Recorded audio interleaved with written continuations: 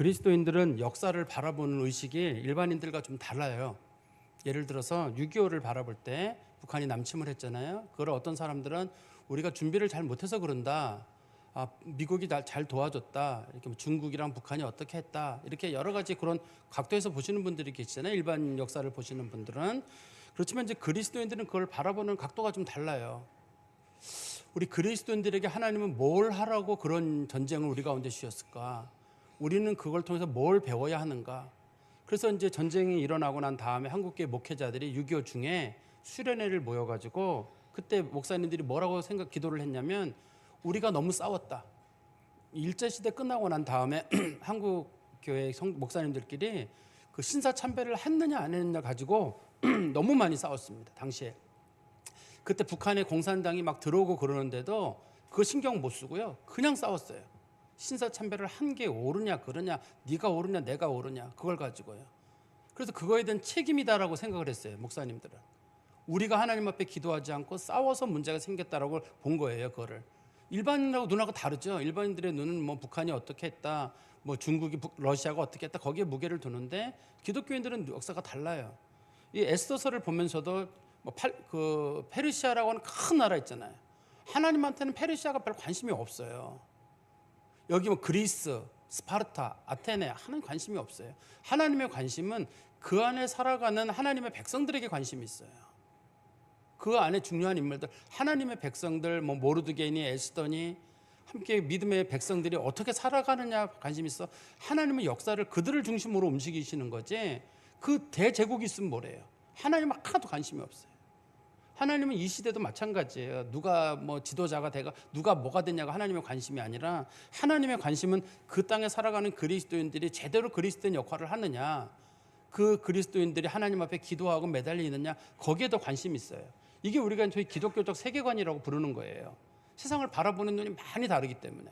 근데 이거를 일반 세속적인 눈으로 바라보는 사람들은 간혹 오해를 일으킬 수가 있을 거예요. 우리가 지난 본문의 말씀에 보면 어떤 일이 있었냐면 아하수에로 왕이 잔치를 벌였는데요. 잔치를 벌린 이유가 이제 페르시아 전쟁 마지막 3차 전쟁을 하기 위해서예요. 근데 2차 전쟁 때 그때 당시 마라톤 전쟁이라고 유명한 전쟁이 있거든요. 그때 당시 페르시아가 패했습니다. 그래서 그 전쟁에서 아하수엘의 아버지 다리오 왕이 사망을 했어요. 그래서 그 아들이 생각하기를 내가 우리 아버지 원수를 꼭 갚아야 되겠다. 그래서 이제 전쟁을 하려고 준비를 한 겁니다. 페르시아 전쟁 3차 전쟁을 준비했는데 백성들의 마음을 좀 모아야 돼요. 그리고 백성들에게 충성심을 좀 유도하려면 최대한 백성들을 잘 대접하는 일이 필요했습니다. 그래서 왕이 187일 동안 잔치를 잘 베풀었어요. 그리고 맨 마지막 날 꼭 술에 취해서만이 아니라 자기 백성들에게 어떤 자기가 좋은 왕이고 또 왕비도 좋은 사람이라는 걸 보여주려고 왕비 와스디를 오라고 했습니다. 근데 왕비 와스디가 안 갔어요. 싫다고. 그런데 그게 이제 큰 문제가 돼버렸어요. 이제 아하수에로 왕은 뭐 부부간의 문제니까 이 문제를 어떻게 풀려고 했는지 모르겠는데 옆에 있던 그 사람들이 뭐라고 얘기를 했냐면 이거는 왕한테만 잘못한 게 아니라 우리 방백들에게도 잘못한 거고 그다음에 백성들에게 잘못한 거다. 향후 이게 왕이 부인이 오지 않았다는 게 알려지게 되면 전국에서 이제 남편들의 권위가 떨어지게 돼서 결과적으로 우리 사회의 체제가 무너지게 되니 결과적으로 이 와스디를 폐위시켜야 한다. 그렇게 이제 판결이 내려진 거예요. 그래서 와스디가 폐위가 돼버렸어요. 근데 와스디도 생각을 못했어요. 왜냐하면 자기가 향후 왕이 될 아닥사스다의 어머니거든요. 자기가 제일 예쁜 여자예요. 자기가 거기 한 번 안 갔다고 해가지고 자기가 폐위가 되고 사형을 당하리라고는 생각을 못했어요. 근데 그것도 지나고 나보면 하나님께서 이스라엘 백성들을 구원하시는 하나님의 큰 계획의 일부로 하나님이 준비하신 거예요. 지난번에 말씀의 제목이 준비하신 하나님이란 말이 그런 뜻입니다. 그리고 난 다음에 세월이 좀 지났어요. 세월이 좀 지났는데 아닥사스다 왕이 전쟁에 나갔거든요. 전쟁에 나가가지고 그 페르시아 전쟁에서 처음에는 이겼어요. 지상전에서는 이겼는데 해전에서 그 아테네 군이 그 배 앞에다가 충각이라 그래가지고 배들이 부딪힐 때 옛날에는 배들이 부딪혀가지고 이렇게 파괴시키는 일이 있었거든요. 근데 그 앞에다 보통 그 사람들은 나무로 된 뾰족한 걸 달아요. 근데 당시에 그 아테네 군인 중에 기억은 나지 않는데 그 군인이 앞에다가 노수로 된 충각을 달아요. 뾰족한 거를 긴 걸 달아요. 그걸 가지고 페르시아 배를 전부 다 구멍을 내버려요. 그래가지고 그 전쟁에서 페르시아가 크게 패배를 당하게 됩니다. 그리고 나서 아하수에로 왕이 자기 본국으로 돌아와요. 근데 그러는 사이에 시간이 얼마 세월이 지났냐면 한 4년 정도의 시간이 지났습니다. 그래서 우리 성경에 보시면 그 16절에 보시면 아하수에로 왕 제7년에 왕비를 다시 뽑는 일이 있었다라고 말하는데 1장 3절에 보면은 그 와스디가 폐위된 게 아하수에로 왕 3년이거든요. 그래서 그 사이 4년이 지난 거예요. 그러니까 이제 신하들이 왕에게 얘기를 했습니다. 이제 와스디가 폐위된 지 4년이 지났다. 그리고 왕도 지금 너무 스트레스를 받지 않느냐. 요즘 같은 경우는 정치를 못하면 사람들이 대통령에게 책임을 묻지만 옛날에는 문제가 생기면 왕이 신하들에게 책임을 묻습니다. 왕에게 책임을 묻는 일은 없어요. 옛날에는 왕이 신하들이 책임을 묻는데 왕이 자꾸만 이제 백성들을 괴롭히고 그럴 거거든요. 그러니까 생각하기를 그럼 여자들을 좀 갖다 붙여가지고 왕이 정신이 좀 그쪽으로 빠지도록 해야 되겠다. 지금 현재 그 예쁜 왕후가 없어서 지금 문제가 생겨 있고, 두 번째는 지금 여자가 좀 더 있으면 문제가 풀릴까 싶어가지고 그러면 여자들을 끌어들이자고 이제 그 신하들이 생각했던 거예요. 그래가지고 이제 여자들을 구하는 문제, 거기에 에스더가 이제 마침 거기 착출이 돼가지고 거기 와서 이제 한 역할을 감당하게 되는 겁니다. 우리 한번 2장 1절에 보시면 그 후에 아하수에로 왕의 노가 그침에 와스디와 그가 행한 일과 그에 대해 내린 조서를 생각하거늘 왕의 측근 신하들이 아뢰되 왕을 위하여 아리따운 처녀들을 구하게 하시되 전국 각 지방의 관리를 명령하여 아리따운 처녀를 다 도성 수선으로 모아 후궁으로 들여. 여기 후궁이라는 말 있잖아요. 우리는 후궁 그러면 왕비 밑에 있는 그 궁녀들을 후궁이라고 부르잖아요. 여긴 그런 뜻이 아닙니다.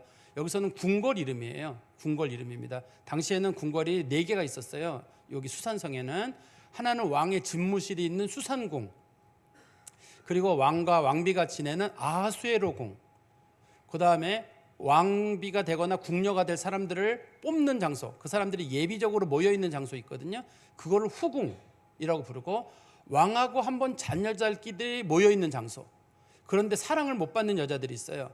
그 사람들끼리 모아놓은 장소가 있는데 성경에서 14절에 보시면 그 장소가 나옵니다. 14절에 보시면 저녁이면 갔다가 아침에는 둘째 후궁으로 돌아와, 이런 표현이 있거든요. 두 번째 후궁이에요.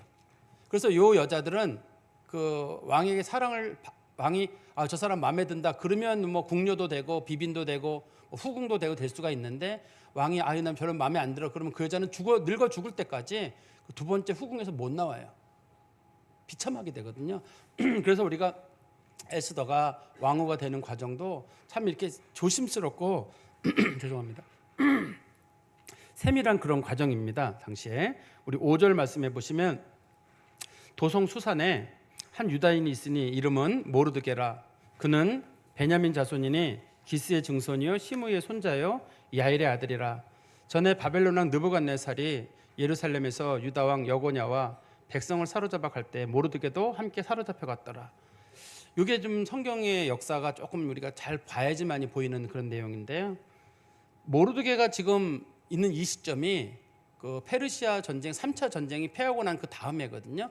그래서 이걸 서기 기원전 479년입니다. 이게 479년인데 여고냐라고 하는 왕은 남쪽 유다의 그 왕으로서 포로로 끌려갔던 여호야긴이라는 왕의 이름이에요. 이게 남쪽 유다는 3번 포로에 끌려가거든요. 첫 번째는 여호야김 왕 때 기원전 605년에 한번 끌려가고, 그 다음에 여호야긴 왕 때 여고냐라고 불려지는 그 왕 때 기원전 597년에 끌려갑니다.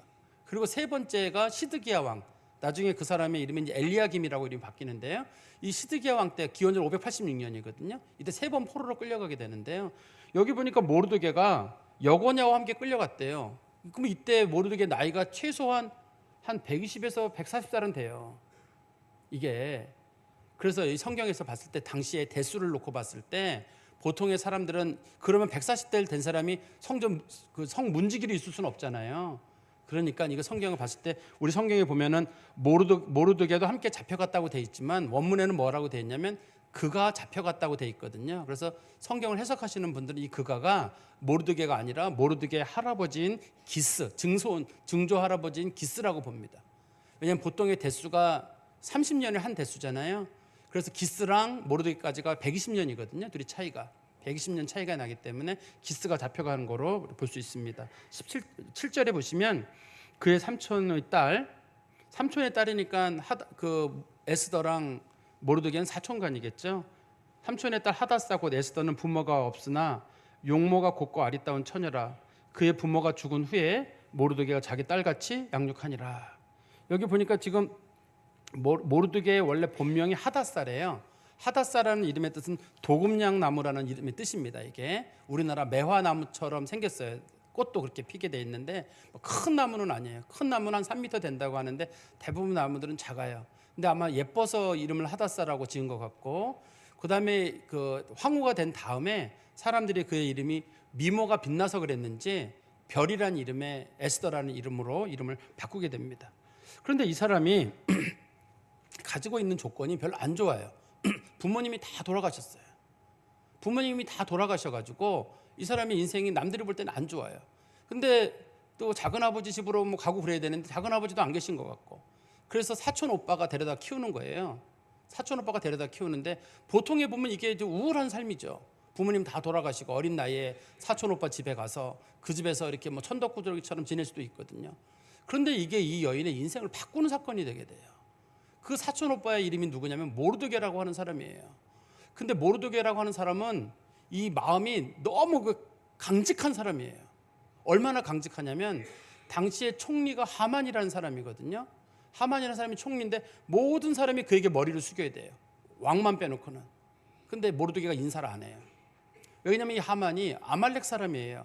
하나님께서 1000년 전에 아말렉 사람하고는 친하게 지내지 마라 그 말을 했기 때문에 인사를 안 하는 거예요. 사람들이 뒤에서 때리고 뭐하고 감옥에 가둬도 인사를 안 해요. 절대 인사는 안 한다는 거예요. 그러는데 이런 우리가 보면 야 너무하다 저렇게 좀 숙이지.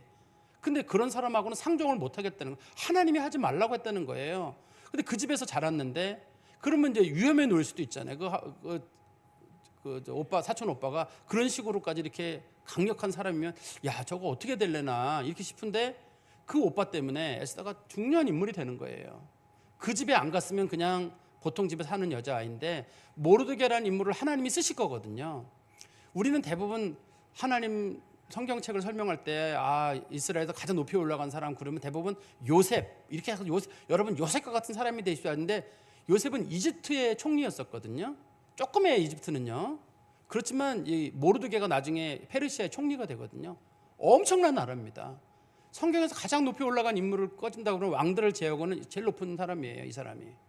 에스더도 마찬가지입니다. 성경에서 가장 높이 올라간 여자예요. 이 에스더가. 이 사람들이 큰 역할을 감당하게 돼요. 우리는 대부분 모세가 이스라엘 백성들을 구했습니다. 나중에 민수기 공부하시다 보면 이스라엘 백성 출애굽할 때 숫자가 60만 3,550명이거든요. 와 대단한 사람들, 그 사람들을 데리고 40년 동안 광야길을 가고 삼손이 그 나귀 턱뼈를 가지고 사람들 뭐 몇백 명을 구하고 야 대단하다 그러는데 에스더가 더 큰 일을 하게 돼요. 모르드게랑요. 당시 페르시아 전체는 지금 파키스탄, 인도부터 시작해가지고 이집트랑 그리스까지가 다 페르시아거든요. 거기에 유대인들의 숫자가 수백만이 돼요. 하만이라는 사람이 전부 죽이려고 하거든요. 한 번에 싹 죽이기로 하고 조서를 내렸는데 그걸 뒤집는 일을 하거든요. 그러니까 위대한 사람으로 사용되는 거예요. 그럼 이 사람이 행복했느냐? 그거는 또 다른 일이에요. 부모가 없어요. 왕으로 결혼을 했지만 왕 밑에 그 왕후, 후궁, 비빈, 첩이 수백 명은 넘어요. 자기는 그 중에 한 명이에요. 자기가 그게 들어간 것도 아니고 아마 그 인물이 좋아서 이렇게 불려 들어간 것 같거든요. 거기까지 가게 됐는데 나라를 구하는 일에, 하나님의 백성을 구하는 일에 사용됐다는 게 의미 있는 일인 거지 일반 가정사의 행복을 누렸다고 보는 거랑은 좀 다른 차원의 겁니다. 그걸 행복으로 놓고 본다 그러면 에스더는 불행한 삶을 산 거고, 하나님 나라에 사용된 거 그렇다 놓고 본다 그러면 이 사람은 인생을 하나님 앞에 잘 산 거예요. 우리 그리스도인들도 마찬가지죠. 내가 하나님 앞에 쓰임 받느냐, 나는 그냥 하나님 앞에 쓰임 받고 싫어. 난 그냥 내 가족들, 나는 내 좋은 아버지로서, 좋은 엄마로서, 좋은 자녀로서 난 그게 행복이야. 그럼 그 사람의 인생은 그거고. 그렇지만 어떤 사람들은 참 하나님 나라를 위해서 여러 가지로 힘쓰고 애쓰고, 주로 이제 선교하시는 분들이 그런 분들이 많죠. 목회자들이나 그런 분들은 또 하나님 앞에 특별한 상이 있고, 우리가 그런 차원에서 좀 봐야 되지 않을까 싶습니다. 그런데 이 에스더라고 하는 사람이 미모만 좋은 게 아니라 참 성격도 참 좋은 것 같아요. 당시에 이 사람들이 모여가지고 여자들이 궁녀들이 모여가지고 얼마 동안 생활을 하게 됐냐면 1년 동안 생활을 하게 됐습니다. 왕을 만나기 전에 1년 동안 훈련을 받아야 돼요. 12절 말씀해 보세요. 처녀마다 차례대로 아하수에로 왕에게 나아가기 전에 여자에 대한 정한 규례대로 12달 동안을 행하되 6달은 모략 기름을 쓰고 6달은 향품과 여자에게 쓰는 다른 물품을 써서 몸을 정결하게 하는 기한을 마치며 12달을 하는데 뭐 궁궐 예절도 배우고 또 궁궐에 쓰는 향품도 바르고 화장 기술도 배우고 왕이 좋아하는 그런 스타일을 갖추는 거예요. 그런데 그 많은 여자들 중에 누가 은혜를 받게 되냐면 9절에 말씀해 보십시오. 헤게가 이 처녀를, 여기서 이 처녀가 에스더예요. 이 처녀를 좋게 보고 에스더가 뭘 했는지는 몰라요. 근데 수백 명의 여자들이 부림을 받아가지고 후궁이라고 하는 곳에 들어갔거든요. 궁궐에. 거기서 훈련 받는 거예요. 1년 동안요. 훈련을 받게 됐는데 이 헤게라고 하는 내시가 보니까 야, 저 에스더는 뭐가 다른 거예요. 이 본문에서는 이렇게 돼 있죠. 헤게가 이 처녀를 좋게 보고 이렇게 돼 있지만 원문에는 이 에스더가 헤게를 기쁘게 했다고 돼 있어요. 그러니까 헤게가 봤을 때 야, 참 대단하다고 할 정도의 어떤 그런 행동들을 했단 얘기예요. 뭘 했는지는 모르지만 똑같은 여자인데 어떤 여자는 그냥 우리식 표현으로 좀 표현을 과격하게 쓰면 난 여기 이제 왕비 후보로 왔으니까 자빠져 자가지고 딱 물 가져와라 뭐 떠와라 뭐 이럴 수도 있고 그런데 이 그 모르드게라는 여자애는 삼촌 집에서 일하다 보니까 아마 부지런해서 그랬는지 뭐 자기가 물도 직접 떠다 주고 뭐 심부름도 하고 지나가는 길에 인사도 했는지 뭐는 모르겠어요. 뭘 했는지 모르겠는데 아무튼 그의 성실함과 인품이 헤게라고 하는 사람의 마음에 감동을 줘가지고 헤게가 어떻게 하냐면 9절에 보십시오. 헤게가 이 처녀를 좋게 보고 은혜를 베풀어 다른 사람들에게는 안 주는 거를 에스더에게만 주게 되는데요. 몸을 정결하게 할 물품과 일용품을 곧 주며 우리나라 말에 곧이라고 한 글자로 되어 있지만 원래 뜻은 신속하게 이런 뜻입니다. 그러니까 다른 사람들에게는 잘 안 주는데 좋은 향품이나 화장품 나오면 제일 먼저 에스더에게 갖다 주는 거예요. 제일 먼저 갖다 줘라. 두 번째는 또 왕궁에서 의뢰 주는 7 궁녀를 주고 우리나라 말에 의뢰 주는이라는 말의 뜻은 누구에게나 보통 이런 뜻이잖아요. 성경 원문에는 뽑고 뽑은 이런 뜻이에요. 제일 좋은 궁녀 7명을 줬는데 이 궁녀들의 역할이 헤어 디자이너, 그다음에 뭐 메이크업 아티스트, 옷 다루는 거, 왕이 좋아할 만한 그런 패션을 갖추는데 최고 그 숙련된 그 궁녀들 7명을 딱 붙여준 거예요. 그러면 이 싸움은 하나 많아요. 외모만 좋은 게 아니라 이 사람들은 궁궐에 오래 있었잖아요. 여러 그 궁녀들을 모셔봤기 때문에 어떻게 되는지 누가 뽑힐지 다 알아요. 왕이 뭐 좋아하는지를. 그러니까 이 여자들이 그걸 준비해 주는 일을 하게 되고 그다음에 9절 끝에 보시면 에스더와 그 궁녀들을 후궁 아름다운 처소로 아름다운 처소란 말은 영어 성경책에 보시면 뭐라고 되어 있냐면 베스트 플레이스예요. 후궁들이 모여 있는 곳 중에 제일 좋은 곳 왕의 눈에 띄든지 누구 눈에 띄든지 간에 아무튼 제일 좋은 곳에다가 에스더를 집어넣은 거예요. 그건 에스더가 은혜를 받은 거예요. 다른 사람과는 다르게 특별히 은혜를 받아가지고 에스더의 인생이 이제 달라지는 겁니다. 그러면 하나님은 에스더를 통해서 구원 역사를 이루고 은혜를 베풀려고 하는데 그 은혜가 그냥 지나가지를 않는 거예요. 우리는 대부분 하나님의 은혜는 사모하지만 그 은혜를 날려버리는 사람이 있습니다. 그 은혜를 날려버리지 않으려면 내가 정직과 성실과 그런 진실한 삶을 살아야 되거든요. 만약에 하나님께서 에스더를 택했어요. 에스더에게 민족을 구하라 했는데 에스더가 그냥 맨날 누워 자고 밥만 먹고 있고 뭐만 하고 있고 맨날 뭐 떠오라 그러고 그러면 어느 날 에스더가 왕후가 되나요? 에스더가 보인 태도들 있잖아요. 사람들을 섬긴 태도라든지 작은 것 하나라든지 그런 그 겸손한 태도들이 그게 에스더에게 좋게 작용을 했기 때문에 헤게의 마음이 감동이 돼가지고 하나님의 은혜가 지나가지 않고 하나님의 은혜가 그 여자 위에 멈추는 거예요. 우리 그리스도인들도 마찬가지입니다. 하나님의 은혜가 우리에 머무르면 우리가 참 그리스도인으로서도 세상 가운데서도 좋은 사람이 되지만 하나님의 은혜가 머물지 않으면 좋은 사람이 안 돼요. 사람 다 똑같아요. 그렇지만 어떤 사람에게는 호감이 가는 사람이 있어요. 인물적인 호감도 있지만 뭐 하나하나 잘하는 사람이 있어요. 처음에는 몰랐는데 세월 지나고 보면 다 진실은 드러나요. 어차피 진실은 드러나는데 저 사람 괜찮은 사람이다. 1년 동안 집중 생활을 하거든요. 쭉 지켜본 거예요. 1년 동안 괜찮은 사람이다. 쭉 지켜보고 나니까 다 드러나는 거예요. 누가 진짜인지 누가 가짜인지. 근데 헤게가 생각하기를 이번에 왕후가 될 사람은 에스더라고 생각한 거예요. 거기다가 다 몰아준 거예요. 에스더가 이번에 왕후가 된다. 우리 그리스도인들도 마찬가지예요. 어디서든지 간에 우리에게 필요한 건 하나님의 은혜지만 그 은혜가 그냥 지나가지 않게 하려면 성실함과 진실함과 또 우리가 근면한 모습이 거기 있어야 돼요. 그렇지 않으면 은혜가 그냥 지나가요. 은혜가 은혜로서 역할을 못하는 일이 있습니다. 그리고 우리 성경 말씀에 다시 보시면 우리 성경 말씀에 13절입니다. 13절에 처녀가 왕에게 나아갈 때에는 그가 구하는 것을 다 주어 후궁에서 왕궁으로 가지고 가게 하고, 이제 후궁이라고 하는 것은 그 여자들끼리 모여 있는 곳이고 왕궁은 왕하고 잠자리를 하는 곳입니다. 그걸로 가게 되는데 저녁이면 14절입니다. 갔다가 아침에는 둘째 후궁으로 돌아오게 됩니다. 돌아와서 비빈을 주관하는 넷이 사하스가스의 수하에 속하고 왕이 그를 기뻐하여 그의 이름을 부르지 아니하면 다시 왕에게 나아가지 못하더라.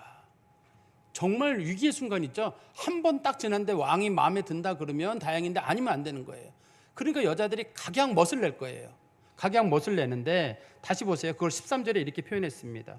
처녀가 왕에게 나아갈 때에는 그가 구하는 것을 다 주어 후궁에서 왕궁으로 가지고 가겠다. 주로 향수, 화장품 그런 것들일 거거든요. 그거 다 가져가라고 했는데, 그렇지만 15절 끝에 보시면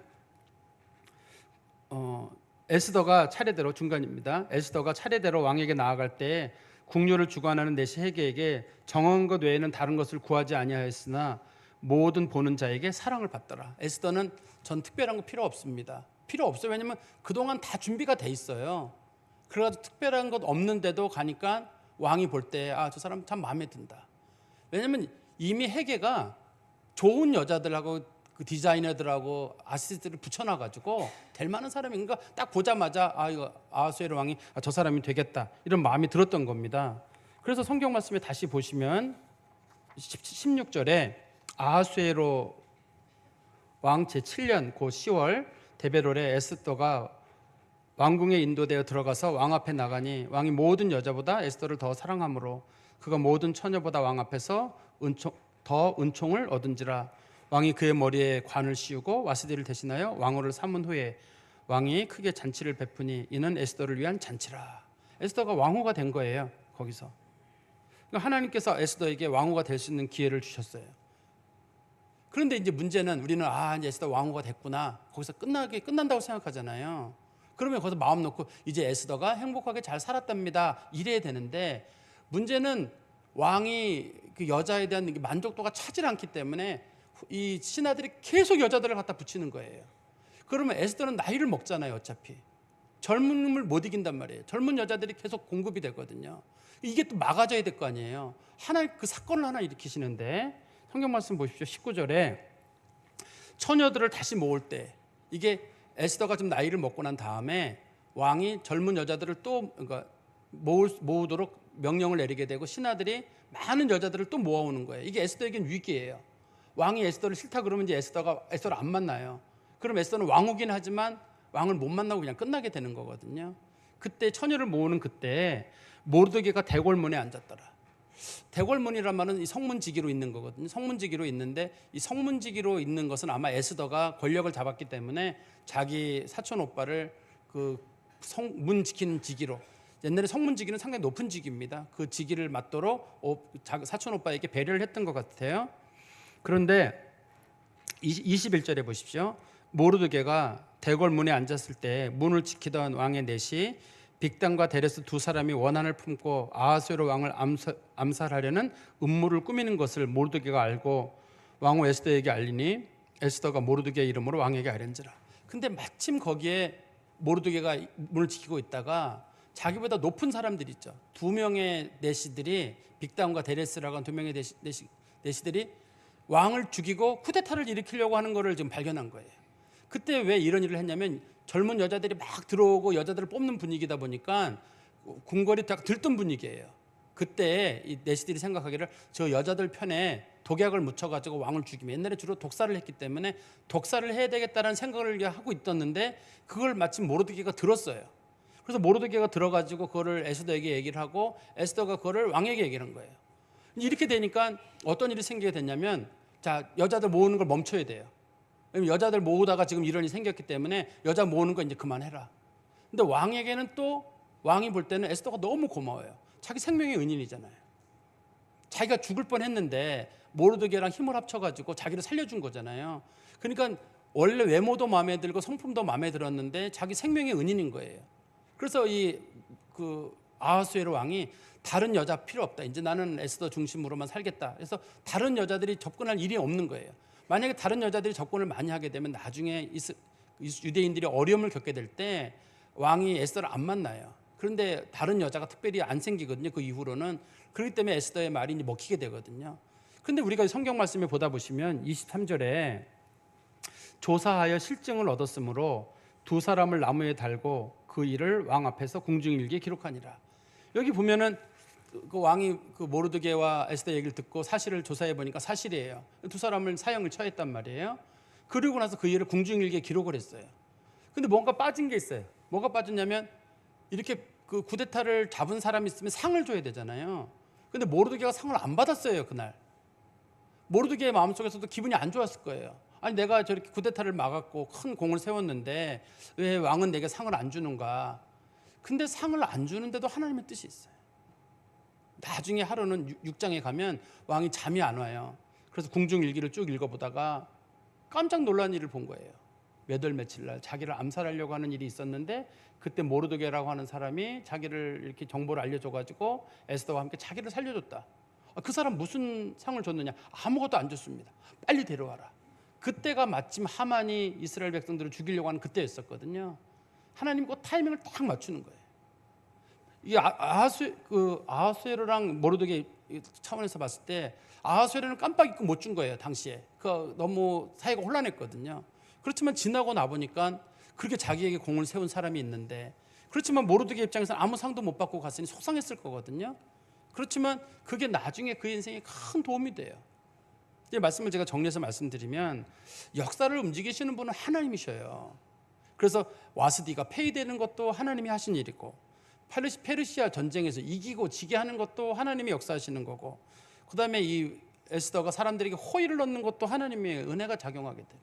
왕비로 뽑히는 것도, 또 그 문지기로 있는 것도, 마침 또 사람들이 모반하는 것을 발견한 것도 마찬가지로. 그게 귀를 막아버리면 안 보이고 안 들리거든요. 그렇지만 하나님께서 이스라엘 백성들을 구원하시는 일에 이들을 사용하려고 그게 보이고 들리게 하시고 그들의 장점이 드러나게 하시는 거예요. 하나님의 역사가 시작되면 기막히게 문제가 풀려요. 우리가 역사를 통해서 배울 수 있는 게 뭐냐면, 하나님은 자기 백성들에서 움직이시는데 자기 백성들이 하나님의 뜻대로 살아가면 하나님은 기막히게 역사를 이루어요. 다 막힌 것 같아도 하나님이 풀어주시거든요. 안 풀어질 것 같아도 다 풀어집니다. 그리고 그리스도인들은 하나님의 은혜를 사모하는 마음이 늘 있어야 돼요. 그다음에 두 번째는 하나님의 일에는 우연이라는 건 없잖아요. 하나님의 일은 우연이 없는데 그 일들이 우리 옆을 지나갈 때 그걸 우리의 것으로 삼으려면 우리가 성실과 또 진실함과 정직이 거기 들어있어야 돼요. 사람은 속일 수 있어요. 하나님은 못 속여요. 제가 볼 때는 이 1년 동안 에스더가 그 후궁 그거에 모여 있는 그곳에서 1년 동안 지내는 사이에 사람들이 봤을 거예요. 아, 저 사람 진실한 사람이다. 다 지켜보고 있거든요. 안 보는 것 같아 사람들이 다 봅니다. 아, 저 사람 괜찮다. 저 사람 괜찮지 않다. 세월 지나면 다 보잖아요, 우리가. 요즘도 마찬가지예요. 누가 진실한 사람인지, 누가 거짓인지 하나님은 다 드러내요. 사람들은 안 드러날 것 같다고 생각하지만 하나님은 다 드러냅니다. 그래서 우리는 부정하게 살 때는 하나님 앞에 벌 받을까 봐 두렵고, 우리가 정직하게 살 때는 담대함이 있어요. 하나님 보고 계신다. 하나님 살아 계신다. 그래서 정직하게 살거나 바르게 살려고 하는 사람들은 하나님이 도우신다는 믿음이 있고, 우리가 때로는 죄를 짓거나 불의한 일을 했을 때는 하나님 벌하신다. 그건 두려움이 있는 거예요. 하나님은 분명히 정말 하나님의 은혜를 받을 만하고 합당하게 사는 사람들에게는 하나님의 은혜를 베푸시거든요. 그렇기 때문에 우리 그리스도인들도 하나님의 은혜가 그냥 지나가지 않도록, 하나님은 자기 백성에게 은혜를 베푸시는 게 기본적인 하나님의 뜻이에요. 그런데 그 은혜를 까먹는 사람이 있고 은혜를 자기 것으로 만드는 사람이 있어요.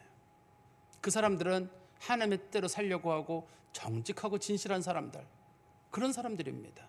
저는 우리 성도들이 하나님의 은혜를 사모하시되 그 은혜가 그냥 지나가지 않도록 하나님과의 관계에서나 사람들과 관계 속에서 늘 정직함과 진실을 지키는 성도 되시기를 간절히 소망합니다. 기도하겠습니다. 하나님 아버지, 주님께 감사합니다. 바로 없건대 주의 은혜를 저희 가운데 베풀어 주셔서 모든 것이 막힌 것 같고 희망이 없는 순간에도 하나님의 은혜로 풀어주시며, 또 저희들이 하나님의 은혜를 받을 때 은혜를 받을 만한 그릇을 준비할 줄 아는 온전한 그리스도인이 되게 하여 주시옵소서. 예수 그리스도의 이름으로 기도하옵나이다. 아멘. 찬송가 310장 부르겠습니다.